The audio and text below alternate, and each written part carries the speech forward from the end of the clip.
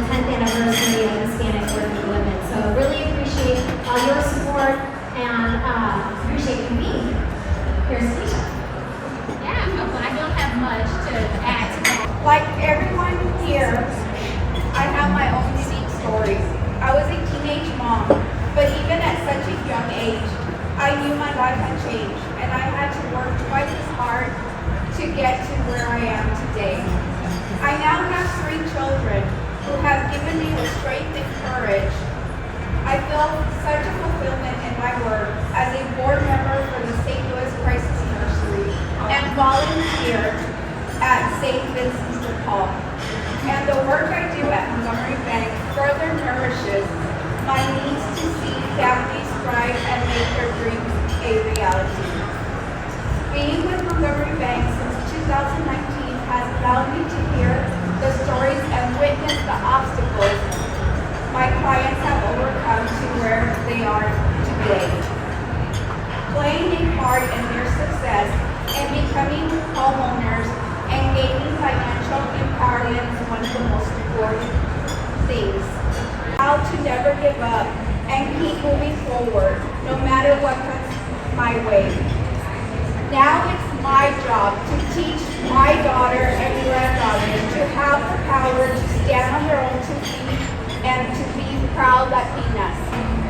Montgomery Bank is honored to be a sponsor this year for the 10th anniversary of the Hispanic Women event.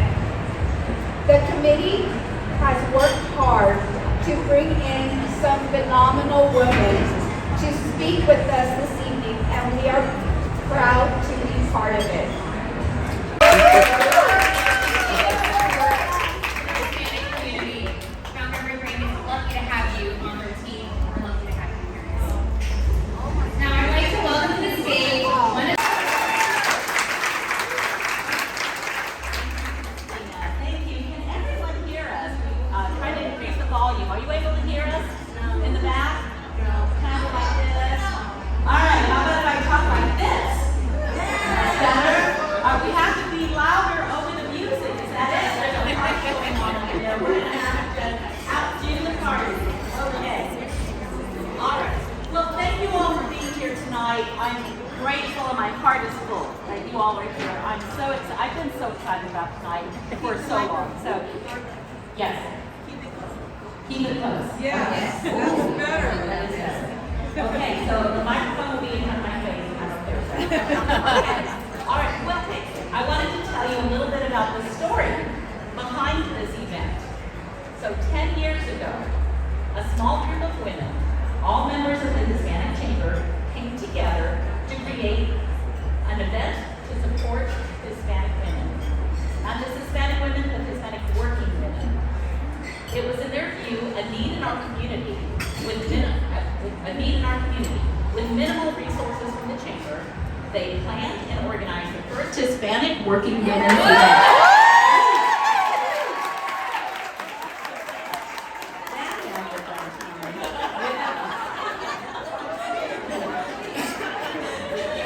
So this group of women didn't know that this would grow to become one of the chamber's signature events. They just knew that women needed this, right? Yeah. It was a male-dominated business environment back then. Okay, back then. But the number of working women was growing stronger each year. So when I became president last year of the chamber and learned that this event was still going strong, I was thrilled. I was like, oh, it's still going. Because you see, I was one of the original women that created this event. Thank you. And there's some of us who were there 10 years ago who are here tonight. And we're all just like, yes. And we're also like, was that already 10 years ago? Wow. All right. So the topics presented at that first meeting, and I gotta tell you, so we kind of pushed to make this event happen. And you know how the best laid plans? And then that night, it was raining. It was pouring. It was like a monsoon. And our first event was at the Chess Museum in the Central West End. You know where that is? Okay, the parking's not easy. And I thought, oh no, that's it. It's not going to happen. Nobody's going to show up to the party, you know, the old phobias that come up. And you know that in the second floor of the Chess Museum, we had 88 women. It was capacity. So yeah, that shows who we are as women, as Latinas. We show up, don't we? Yes, we do. So the topics presented at that first event were, number one, how to advance your career. Number two, how to build a successful business. Number three, how to balance work and family life as a working woman. And number four, the importance of giving back to the community. All of these issues still important to us today, aren't they? Over the years, many women have shared their stories, their struggles, their experiences, and their successes during our annual women's events. We have laughed together, we've cried together, and encouraged one another. We've learned the value and power in sharing our stories and our experiences. That's what HCC Hispanic Women's Event is all about. We're about empowering women. So, women who empower others by sharing what they've learned along their journey are building their own legacy. They are, is that my phone going on? You know who it is? It's my daughter. We're in sync like this. She knows something special is happening. Thank you. Yeah, sorry about that. So they are taking what they've learned from those who've come before, like consejos de su abuelita, tal vez, or tu tía querida, and we're sharing those with the next generation. It's this chain, la cadena, of our cultural heritage that builds our Hispanic legacy. You may have heard me say before, and I'm going to have to do this, un mano para arriba, un mano para abajo, and then we subimos, todos.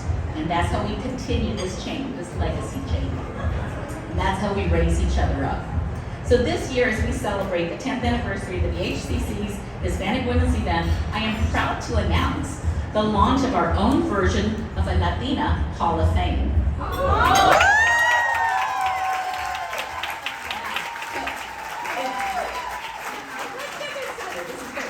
I was inspired by the Hispanic Hall of Fame here, and that we're in the Hall of Fame Club. It's like, hey, we need a Hall of Fame. Let's do this. So the Hispanic Legendary Hispanic Woman Award will be presented tonight. So at this time, I would like to call up 3 of the 4 very special women who were there 10 years ago. So I invite Lydia Padilla, please come up to the stage. Eileen Wilkinson and Thomas Jacob.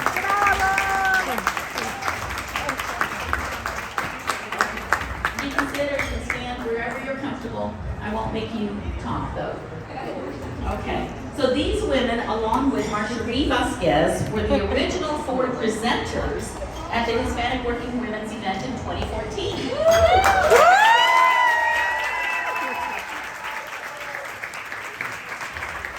Collectively, they embody the concept of legendary Hispanic women. So let me tell you a little bit about them. So Lydia Padilla, the owner-operator of TRC Talent Solutions, a search and talent placement firm, she presented 10 years ago on career placement. Lydia still provides expert guidance to hiring managers and those looking for their next best career advancement. She places bilingual personnel in some of the country's leading companies. She served also on the Hispanic Chamber board for 9 years and chaired the foundation board of directors for 2 years, serving as one of the people who developed our now signature Hispanic Leadership Institute. How many people here have gone through the Hispanic Leadership Institute? Yep.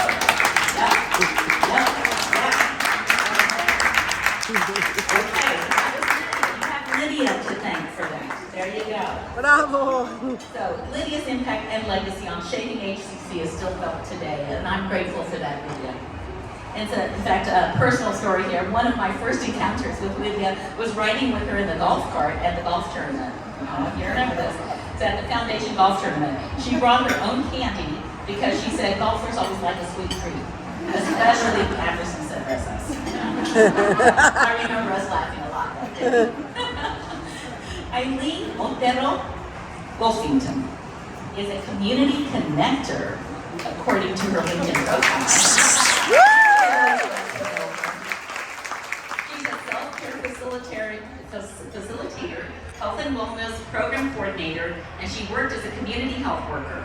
She is also a proud sharer of her Mexican culture through folk dance and storytelling. She is quick with a smile, positive affirmation, and a funny story to make us laugh. 10 years ago, guess what Eileen spoke about? Community service. Of course she did. Thank you, Eileen. Carmen Jacob is the founder and CEO of Next Gen Information Services, Inc., a company that offers customized workforce solutions specializing in IT and professional services. She started the company back when not many women were doing that, especially Hispanic women. Her company boasts revenue of more than $70 million. Not bad.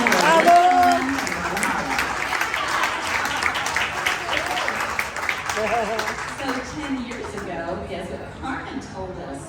She shared her secrets to building a successful company. So there you go. So on a personal note, Carmen has always been the person that has made me feel welcome at chamber events. She greeted me with a bright smile and immediately told me, she grabbed me by her arm, my hand, took me into the meeting that I was kind of apprehensive about coming into. And she said, okay, here's some consejos on how to do this. Don't worry about these men, they don't know anything. Come on. I'm not sure if that's exactly what she said. But I am grateful to Carmen for her warm hospitality, and I'm probably here today because of her. So thank you, Carmen. Bravo. Marjorie Vasquez, I wish I had a picture of her, is Assistant Vice President of Strategic Communications and Marketing at U.S. Bank. Due to travel schedule, she determined it was best to remain with her family rather than travel from Texas to be with us tonight, which ironically, it was her topic from 10 years ago, how to have work-life balance. So there she goes. So obviously she's achieved her career success while caring for her family's needs. And did I mention she's a marathon runner as well, so she's amazing. So I'm happy to say that Marjorie will be moving back to St. Louis soon, so we'll all get to visit with her when she moves back up. So these women each exemplify what it means to build a legacy. They share what they have learned with others, and especially women in our Hispanic community. They help us build a brighter future together. So I would like to now recognize the achievements, contributions, and legacy of these women by presenting them with our new HCCSTL Legendary Hispanic Women Award. Wow!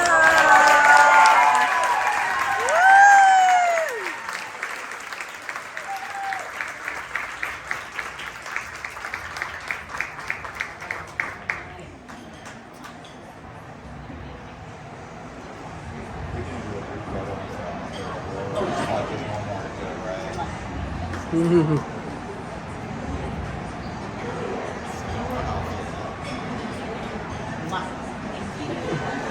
right, we have to take a photo, so we'll do that. It's been so difficult. I feel like being a Latina, that is one of our powers, is just that independence. We've been trained to do things on our own, which is a great thing, but it also limits us because we're so scared to ask for help. And once I realized that, I realized there's power in that. There's power in saying, hey, I don't know everything. And there's also power in asking for help and building those relationships and collaborating. So for me, that has been a major breakthrough. It's just asking for help. Can answer, or if anyone else wants to answer, or we can go ask another question, whatever you're comfortable with. So, I am a firm believer in God, and I believe my power is coming from God. I believe that when you nurture your life, your spirit, your body, you will be in the path for performance out there. People will be able to see your energy. You will be able to have a smile when you go to work every single day. So I always advise the women, take care of your energy. Make sure how you nurture your soul, your body, so you can be an impactful, positive energy for all the women who need to be positive, right? We live in this environment, we live in a really sad world. So I believe when you smile and you take care of your body, you take care of your heart, and for me it's coming from heaven, so. I truly believe my power comes from within me. I was raised from a very strong family. My dad is my everything, and he always taught me from very, very little that if I trust myself, if I know who I am, if I have the power to face the world from my view, from my perspective, and if I believe in myself, I can become superwoman.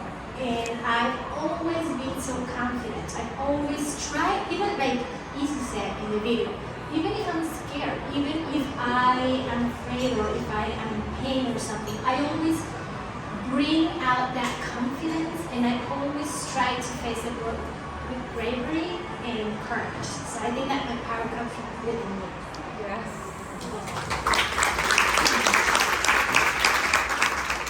Oh my gosh, so amazing. Can you hear me? Yes. Okay, my name is Susie. I'm thinking about my extraordinary forces faith. I was with my family, they always help me to see that you need to believe that you are not alone. Because I know my mom, my grandma, and so many other women in my family, they always was sometimes passing for suffering, for losses, for challenges, and they say, if you believe, you go, you move on. So my faith empowers me to help others. My faith helps me to be in the community. My faith restores my body. Sometimes I feel really, estou tão cansada.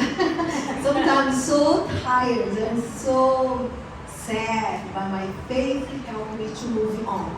And I know as Latinas, as women, we need this. We need the faith, our energy to energize us to move on, to always look for the best.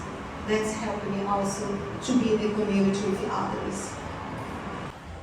Stereotypes. How have you overcome them? How can we challenge stereotypes, Hispanic women? And how do we improve our image?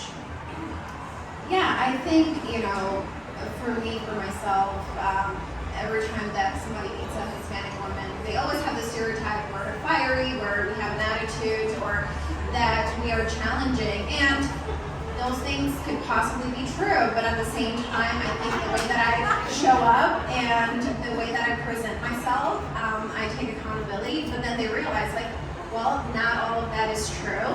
And, talking about, on the other point, not just prejudice, but also other connotations that come with being a Latina, statistically, we are faced with more challenging economic situations where banks wouldn't loan as much money as they would to another counterpart. So for me, it's important to make my business successful, to show up for the community, and show in those situations that we are worthy of your investment and your support. So for me, that's the way that I show up. I show up in my business and in my community and put my best face forward.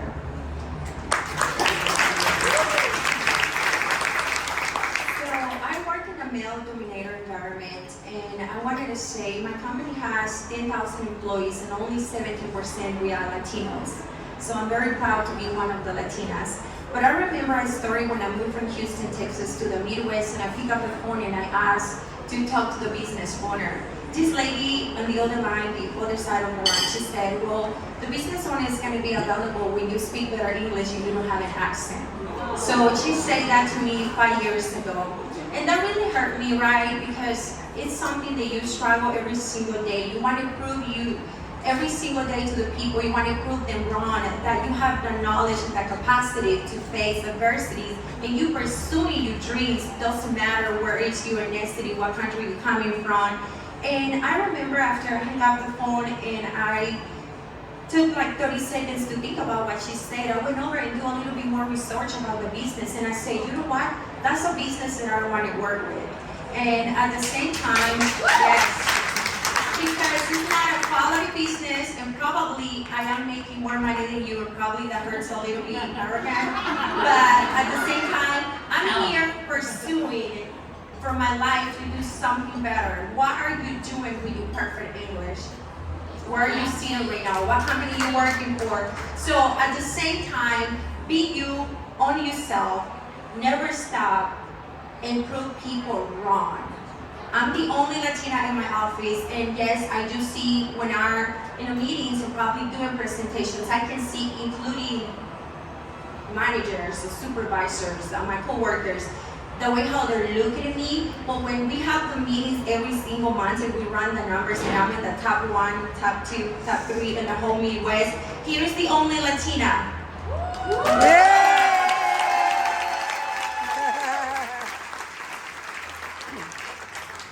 Personally, in my experience, I've always encountered positive stereotypes. Like they see me there, oh, you're Latina, I'm sure you, because you're bilingual, you get better pay, better jobs. And yeah, that's true, because we're bilingual, we get better opportunities. Any other stereotype about my accent, I will never lose my accent. If you call me Sofia Vergara, I don't mind. I love to have my accent.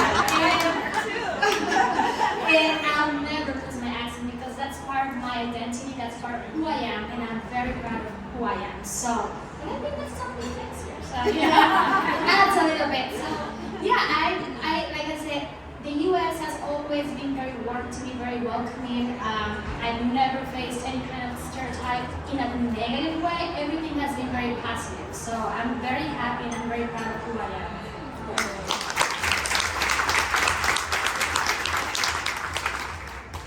For me, this is a hard question, honestly. I feel like being an immigrant woman, Latina, I feel lots of stereotypes, positive, negative. But let me tell one personal experience I had 4 years ago. I had one interview. It was a big company. And I was very excited because I had so many mentors that helped me, training me to do how to handle the questions. But I felt like the interviewer wasn't after my qualifications. I was feeling like upset. And they said, okay, but my mentor, a woman mentor, a Latina, she said, don't worry, if this happens, remember this question, and this is still my strategy. When you go for an interview, when you go to talk with anyone, even for a relationship, always ask this question. Do you feel accepted for who you are? If you do not can be yourself in one relationship, in one room, you feel a job interview, it's not belong to you. And I love this, I really love this because that's helped me create strength to move on. I wasn't upset with him, even though I discussed about the diversity that Latino can contribute with our skills, our talents, our identity. But I say, okay, this company do not deserve me. Bye. I was there, but I say, no. I know who I am. I want no one that impose the values on me. And that's for all the eyes. Don't let no one change you if you are not ready. You know who you are. Make yourself proud of your story, of your legacy, of your identity. Last question. What advice do you provide to Hispanic women who aspire to be empowering to other women? That is a great question. Sorry guys, my name is Izzy Polanco. It doesn't matter how many times you pick up a microphone, you're always gonna get nervous. So I got nervous and I forgot to introduce myself. Okay. So I apologize. For me, community is so important. For me, I just feel like find your tribe. And I know that sounds cliche, but I think it all goes back to the value of being a Latina and family being our nucleus, and I feel like we value that so much. But if we translate those family values into, our work life, our professional life, and we find that balance of learning from other people, like I said, collaborating, you will find that you're not alone. Some of your ideas, and you may think it's crazy, other people are going to validate them for you and probably encourage you to follow those dreams, follow those goals that you maybe wrote down 5-10 years ago. And I know that I've done that myself, and I am much, much happier today. 5 years ago, I was miserable living in St. Louis, and because I decided to be proactive of making connections and finding that family here in St. Louis, I didn't even know this existed. I didn't even know that this was possible to have this here in St. Louis. And I went out of my way to find this. I found it, and I found myself thriving in St. Louis. And I want other women to feel that way, to feel empowered, to feel that they can do anything right here in St. Louis, and that they don't have to go to a major city to do this, that they don't have to go to a major city to have the opportunities. So for me, that is that is probably what I will encourage you to do, is just go find a mentor, go make connections, and find your community.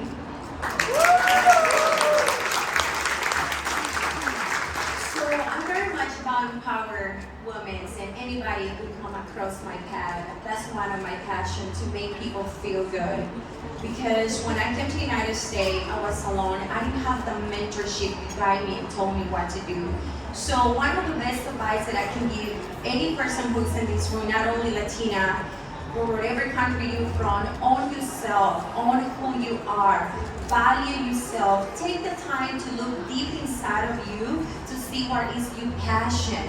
Because if you value your passion, you're gonna be a happy person, right? So there is nothing worse in life to be doing something that you don't love.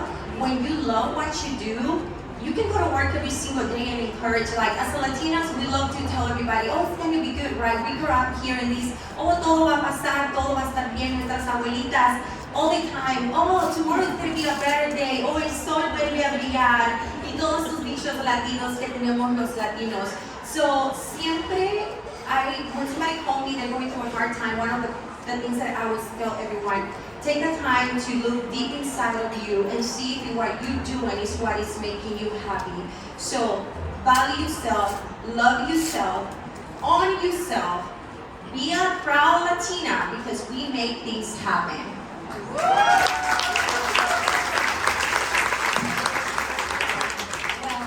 Anna just stole my answer, but I truly support what you said.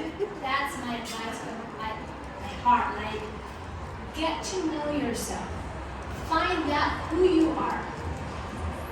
A few years ago, I didn't know really myself. I didn't know what I really liked, what I really enjoyed, what made me prouder or feel myself. So I started volunteering. I started going everywhere. I started learning to get to know myself. And I don't know if I know myself 100% right now, but I can tell you that I feel so much comfortable, and I feel like I know myself better than I did 2-3 years ago. And this whole change has opened so many doors for me, and I'm doing what I love. I enjoy. I wake up every single day knowing exactly what I want to do that day, knowing how to do it. And that makes me so happy. That makes me so proud. So if you don't know how to get to know you, start looking for, meditation, yoga. Fine, there are options where you can actually get to know yourself better.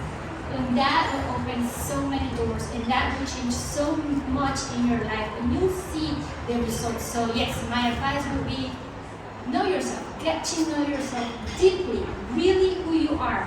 And once you know that, you're gonna do things with passion. You're gonna do things with courage. Everything is gonna change. So get to know you.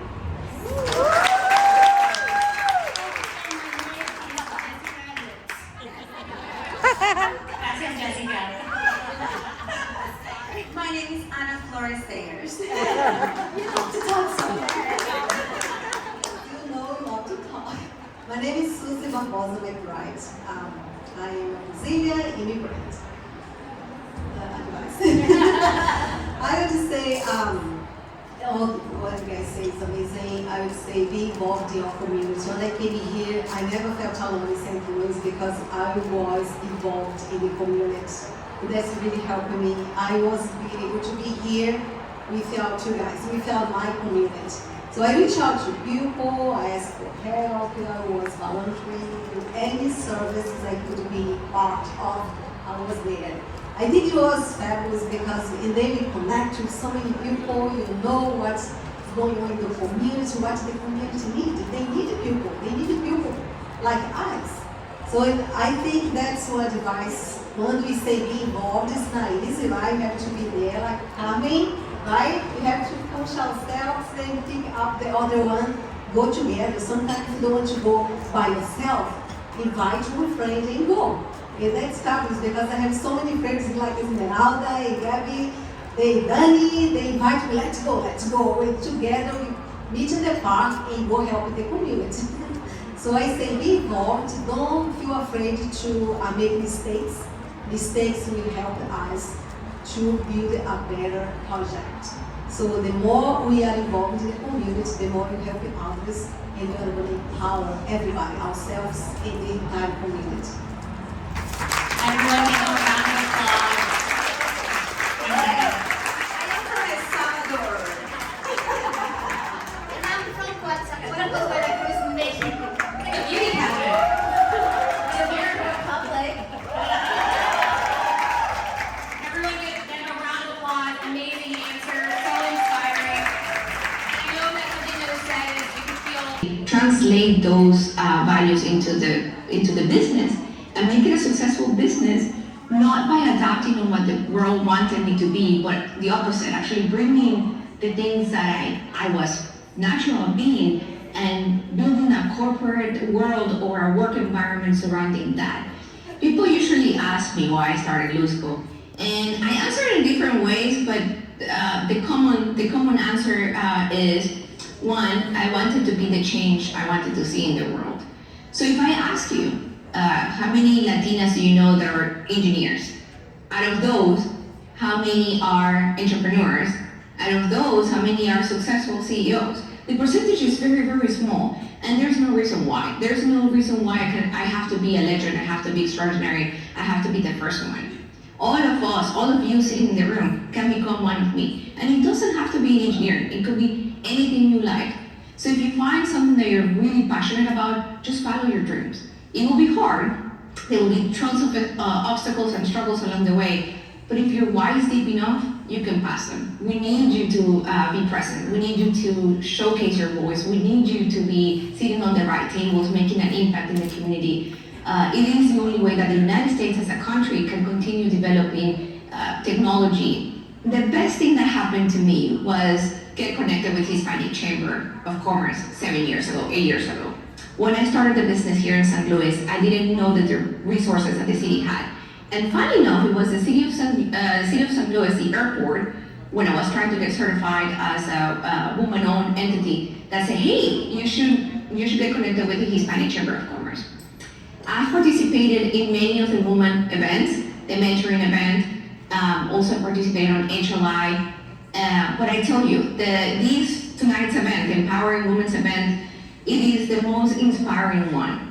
You're not alone. Thank you for being here. Thank you for realizing that there's a village around you, and all you have to do is reach out and ask for help. So thank you to Hispanic Chamber of Commerce for making the time and raising the funds to have tonight available.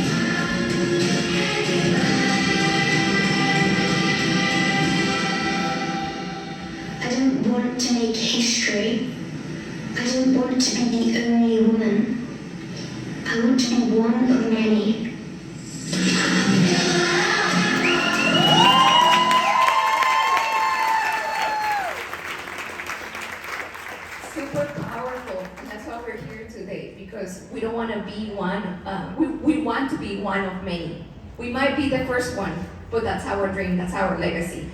So who am I? The video already gave some teasers, but I am a Latina, I am a wife, I'm a mother, I'm an engineer, I'm a CEO, and I'm a founder of an award-winning company you saw at Lusco Technologies.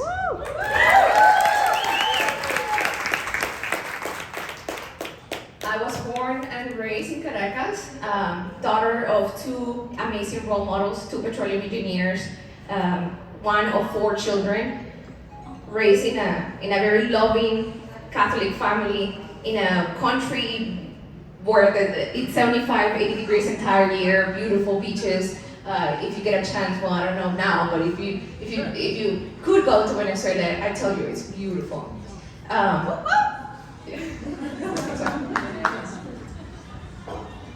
So, but why am I here? I'm here to inspire you through my life journey. I mean, the panelists did an amazing job as well. I was like, I'm done. I don't have to give you the presentation either because all the topics they talked about are going to be covered through the next 20 minutes as well. But also to celebrate you, the woman in the room, and the men supporting the woman in the room.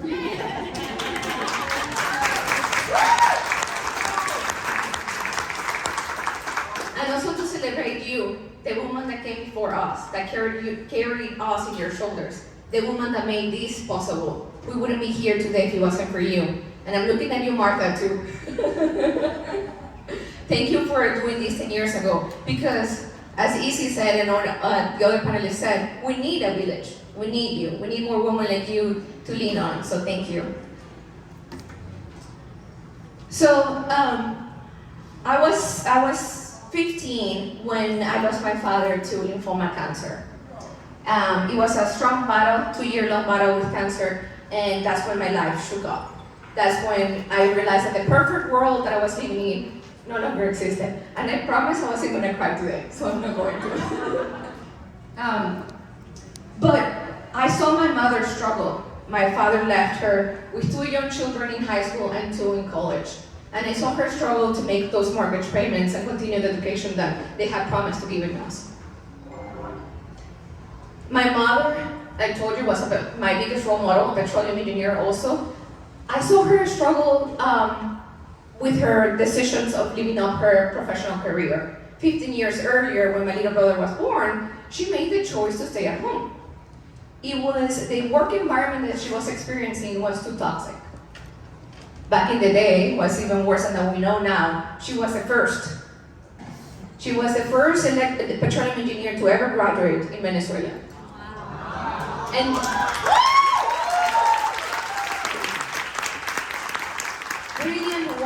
brilliant woman that ended up giving up her career to be ama de casa, be what she was supposed to be. She struggled with being the perfect mother and being an engineer that she wanted to be, but she couldn't.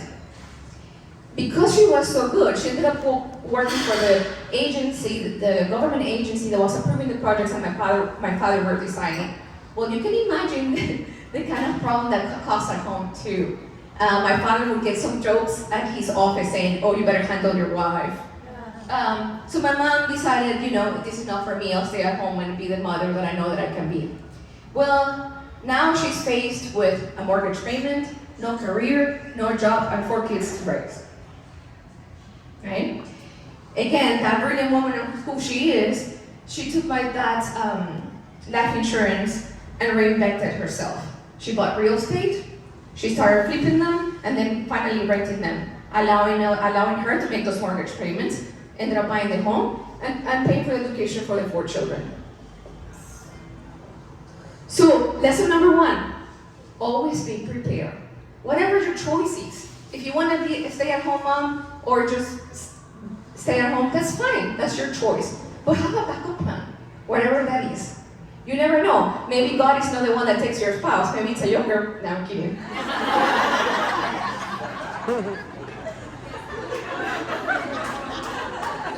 Life throws curveballs at you, right? So just be prepared, whatever it is. Somebody earlier said in the panelists, education. Nobody can take education away from you. That is something that you can always use. And then, no hay mal que dure 1000 años mi cuerpo que lo resista, like Carlos would say, right? So yes, things will get better.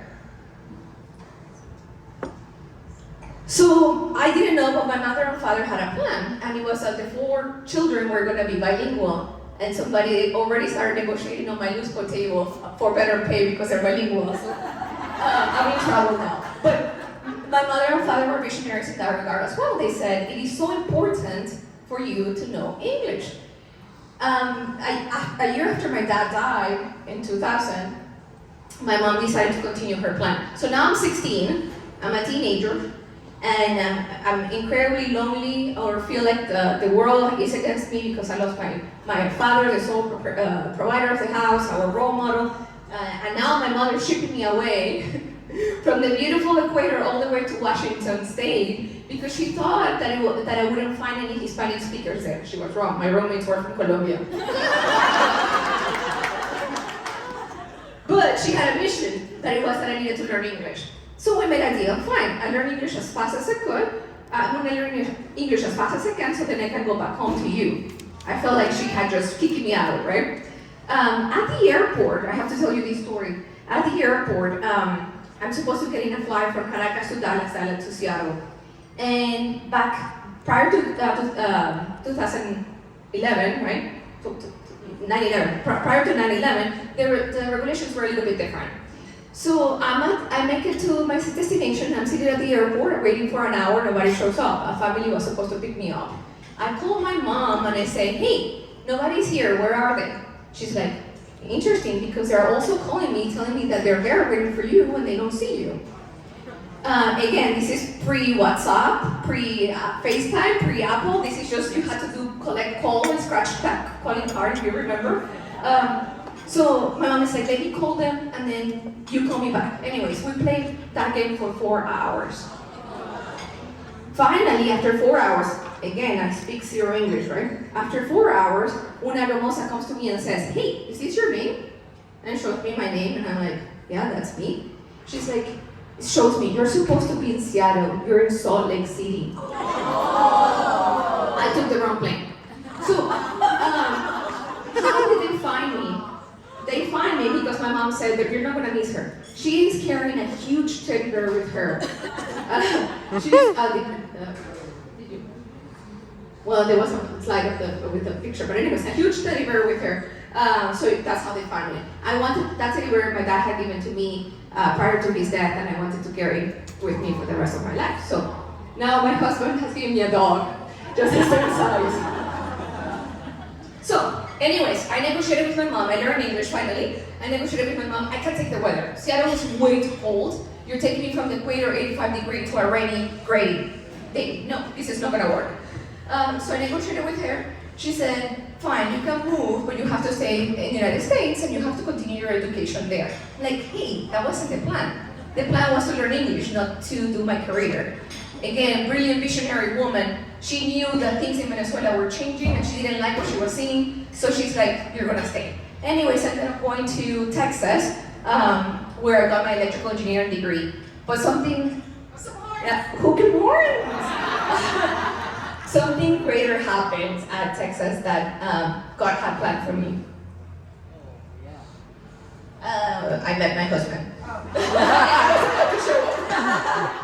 But anyways, so what's my lessons? Yeah, we can take it to the other slide. So don't let your fear dictate your future, right? We embrace change. I know that it can be nerve-wracking, learning a new language, moving to a new city, finding new friends. Change is terrifying. Embrace it. Good things can come out of it. 30 years of research has shown that one key aspect of success is optimism. So if you always have a positive mind, or if you can control your mindset to always look at the good things of the things that happen to you, you're going to succeed. Maybe not right away. Keep working at it. And the last one, when in doubt, call your mom.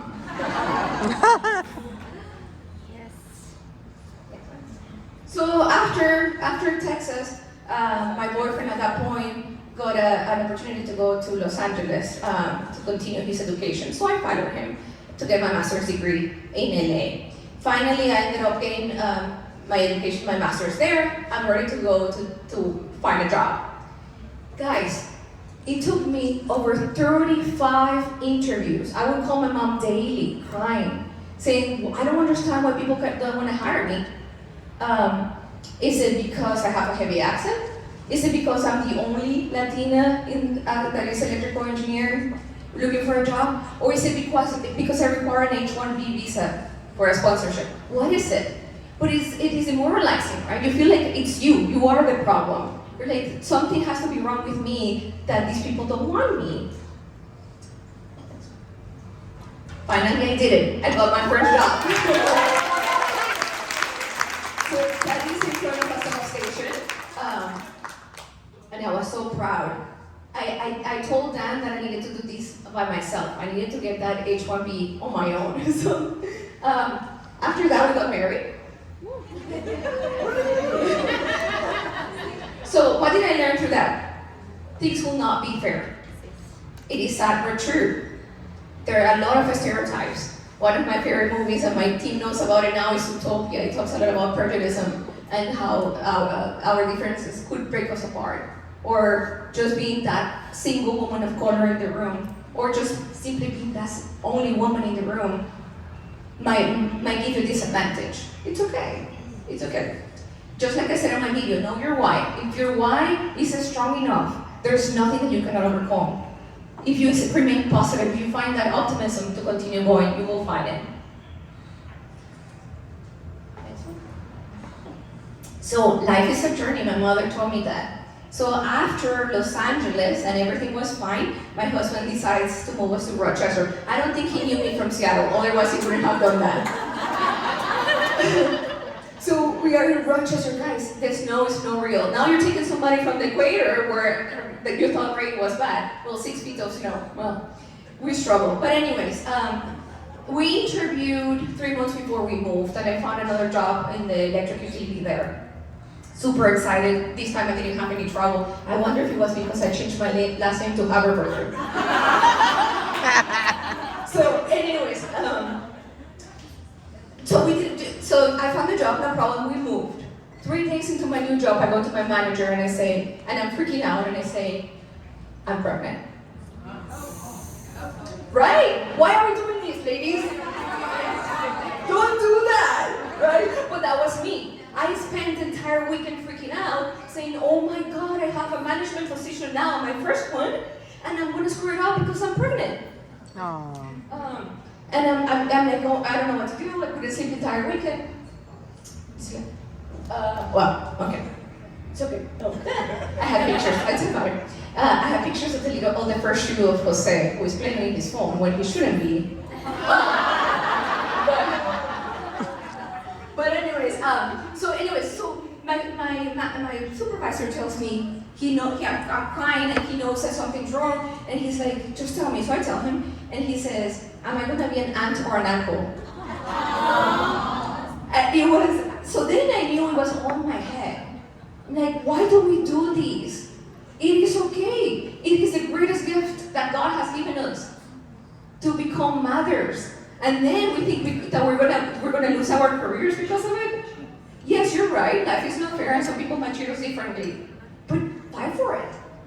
So, anyways, they arranged a maternity room for me. I was the first one out of 40 years later that they needed to think about this. Oh, we need a nursing room. Yeah, guess what? You do. Anyways, 13 months later, I have my second boy, Luca. So, and that's when the reality came and said, oh my God, I remember my mother. I became my mother. I was like, it is real, the struggle is real. Now I'm conflicted. I want to be there for when they're sick. I want to go there when they're having their hockey games. I want to be there when they're doing their Shark Tank speeches. But at the same time, I don't want to feel judged when I'm leaving early from work because nobody else is doing it. So I understood my mom. And then at the same time, I was like, I don't want to be her. I don't want to be the one that gives up her dream of becoming who she wanted to be professionally to raise a family and be a present mother and a spouse. So, what did I learn through this journey? We moved to St. Louis. And St. Louis became home, and it actually was a win-win situation all around. Because one, I'm now the most favorite daughter-in-law. I brought my baby back. So yeah, my mother-in-law was happy. She's mother-in-law, so abuelo and abuela are here. I brought her son back, and I always joked at the arch. You cannot see it from here, but I joked that the arch is a magnet. People leave, but then it attracts you back. So yeah, one, and then two, Jose and Luca were gonna grow up next to abuelo and abuela. Yes, maybe not my mom or my dad, but the next best thing, the other two abuelos, who adore them. And then number three, Dan and I were gonna be able to continue our professional careers without feeling guilty, going to staying up later at work or going to the conference and all that. So it's a win-win. So what did I learn? And somebody in the panel is saying, you cannot do it alone. It is a myth. My mom tried, right? And many of the women sitting on this table tried. And that's what they told us before. You can do it all. No, you cannot. You can do it with help, with a village, with a network. And that goes both professionally.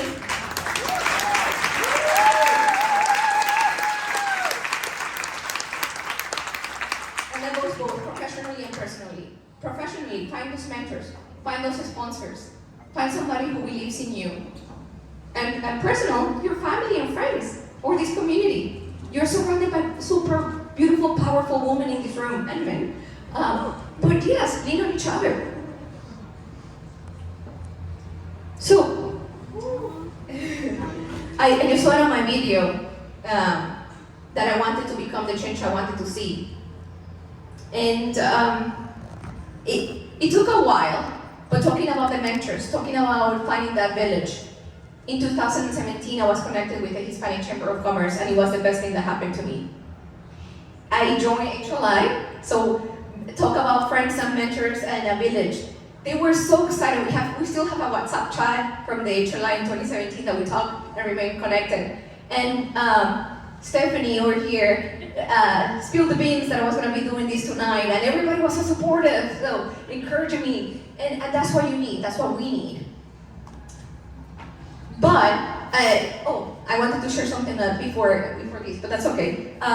People told me in 2017, just like back when I was trying to get promoted, they said, "Hey, I know that you have the experience, you have a master's degree, you have an electrical engineer with honors, but you had 2 maternity leaves in the past 3 years."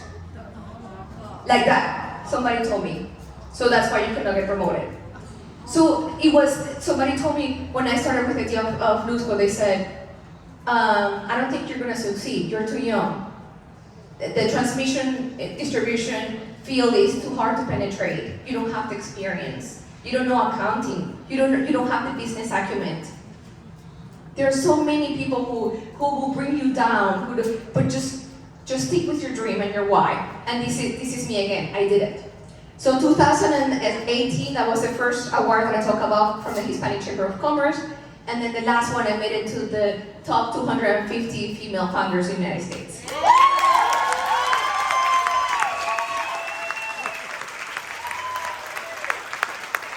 then I talk about the revenues, right? From 600,000 in 2017 to 17.4 million last year.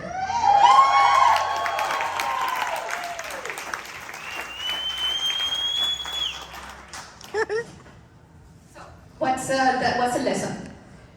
Know and grow your worth, do your homework, and that will apply not only to entrepreneurship, but also even if you're looking for that promotion, right? If somebody would have told me, well, be prepared because there are going to be some biases because you had 2 babies, maybe I would have come ready to negotiate there. But just do your homework, talk to your network, talk to your mentor, know your worth, and keep learning, going back to education. Keep curious. Accept constructive feedback. Maybe the answer was you're not ready now, and give me some other reasons than being a mother, but give the reasons why not now, but tell me how to get there when the time comes. So that was the picture from HLI. Stephanie, can you see it? 2017. But then I want talking again about your mentor and people who believe in you. Next one. This was, Martha was in one of my classes. She was teaching. She was giving us permission to be ourselves, to be Latinas, to actually embody our Latininess, if that's even a word, into what we bring. Instead of changing it, it's actually using it to our advantage and to leverage it.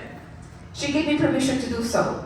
That made me even stronger. But more than that, I want to share something with you, something that you helped us develop. Come over here.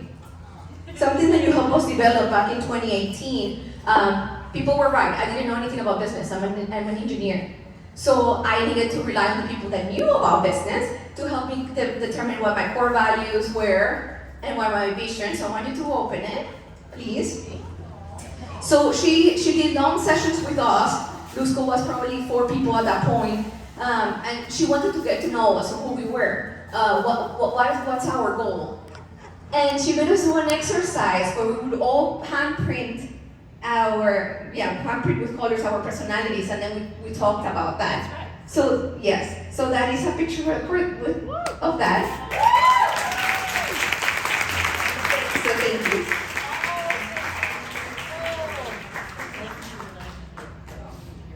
And then, but more importantly, I have this in my office.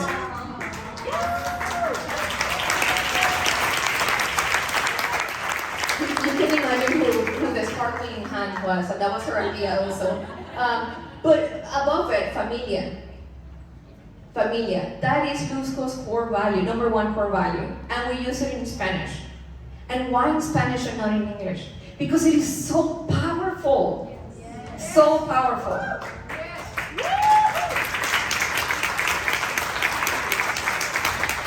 So what did I learn from that journey? Lift others up.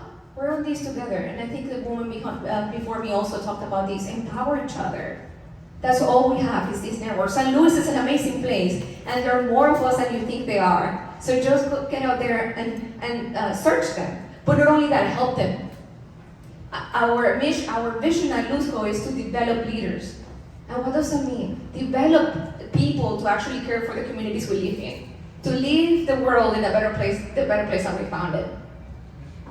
Become the role model that you desire. Be the change you want to see.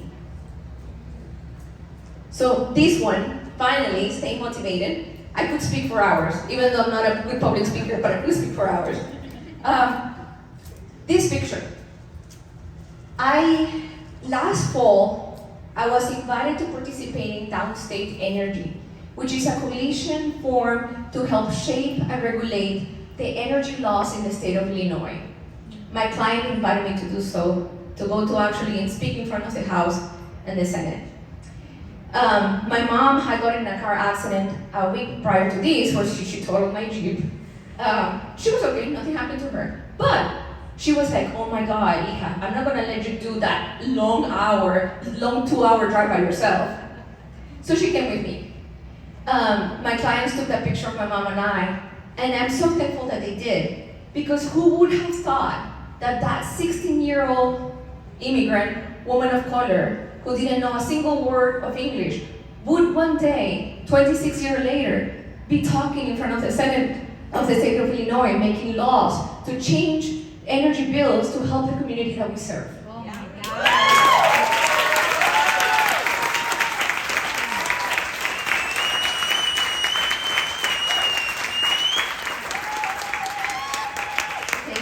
I believe Luzco has given me that voice. I believe the Chamber has given me that voice. I believe Mark has given me the voice. I believe the woman that came before me has given me that voice.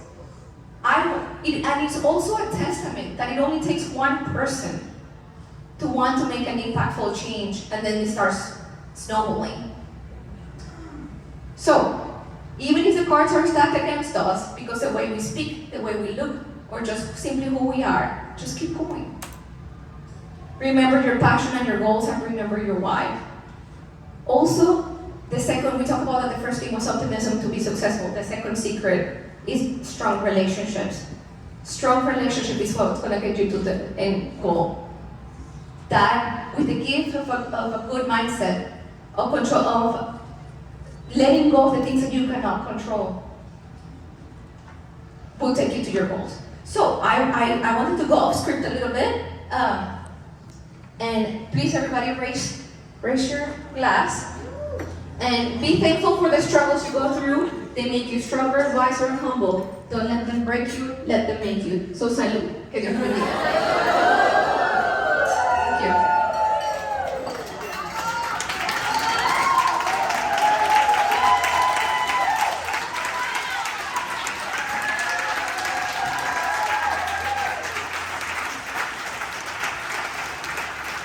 Everyone, a round of applause again. Incredible.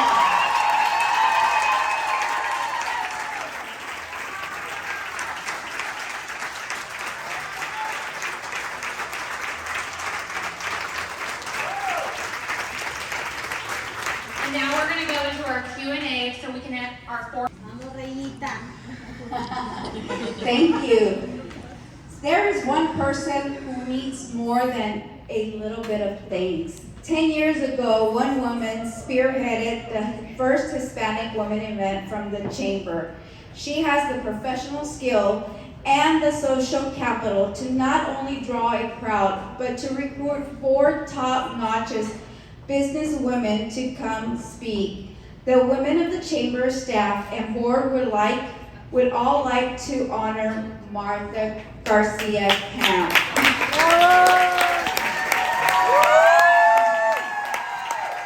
Martha is successful and professional. Even more than that, she is the real deal. She cares about people, their lives, and her character extends beyond doing right by business partners.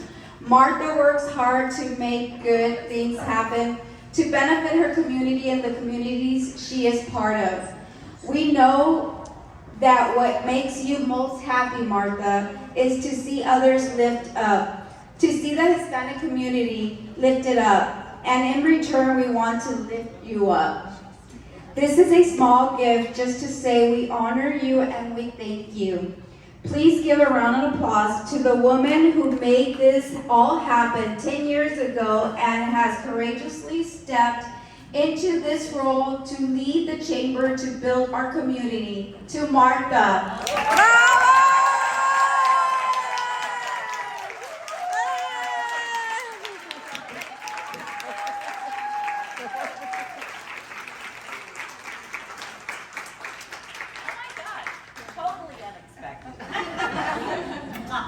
I did not expect it at all, Mary. Oh my goodness. Thank you, everyone. I don't have anything prepared to say.